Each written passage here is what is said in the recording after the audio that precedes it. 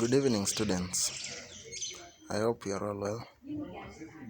I hope everyone is okay.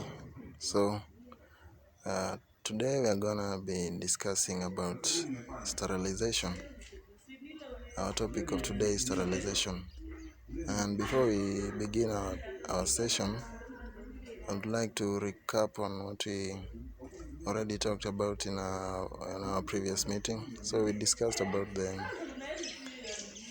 the safety requirements and procedures in a laboratory. One of these safety requirements required that you put on a lab coat and together with the PPEs in order to protect yourself from any harm and danger. So today we are moving on to sterilization. That is our topic, and the objectives of the day will be define sterilization and also define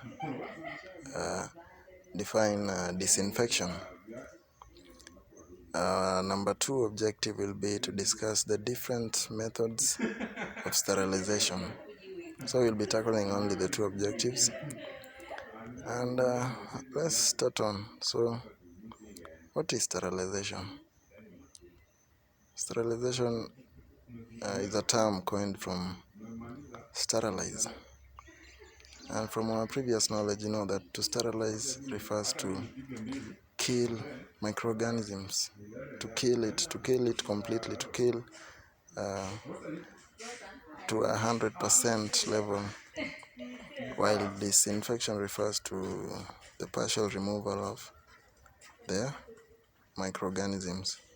So the difference between the 2 terms is that in sterilization you completely kill everything, but in disinfection you only reduce the number of microorganisms to an acceptable level. So that was our first objective. We have already defined it. We have defined the terms. Our second objective was to explain the different methods of sterilization. So under sterilization you have 2 categories. The first category of sterilization is we have the physical methods, and we also have the chemical methods. Under physical methods, we have the use of heat.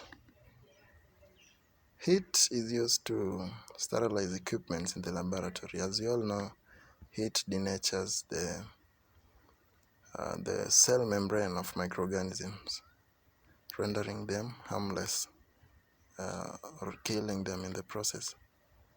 So under heat we can have 2 types of heat. We can have moist heat and dry heat, of which they are all used in a different manner. Under physical methods you also have the use of the UV rays. So UV rays is known to kill microorganisms. Once the microorganisms are exposed to the UV rays, they die. So you can use drying as a method of sterilization. So those are the 2 under physical methods. You also have chemical methods. Under chemical methods you have chemicals, use of chemicals such as chlorine.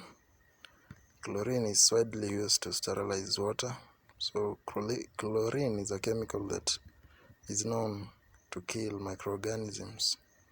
So chlorine is applied to large water bodies to sterilize these waters. Under chemical methods we also have use of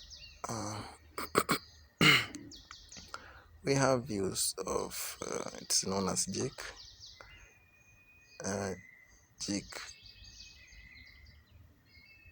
Use of jig. How do you call jig?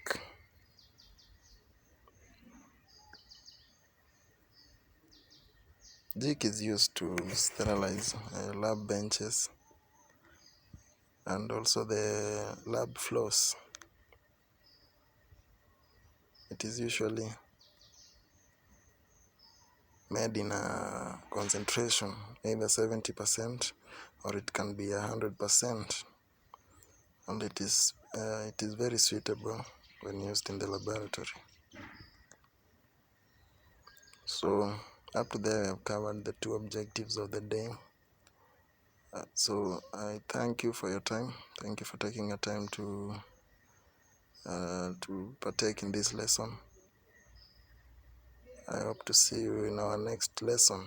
Prepare well. I want to leave you with an assignment. Under the physical methods, we talked about use of UV rays, and we also talked about heat. So there are many more other methods, many other ways under this physical category. I want you to look for them and document them, and make a printout. I will be collecting the assignment on our next class. Okay.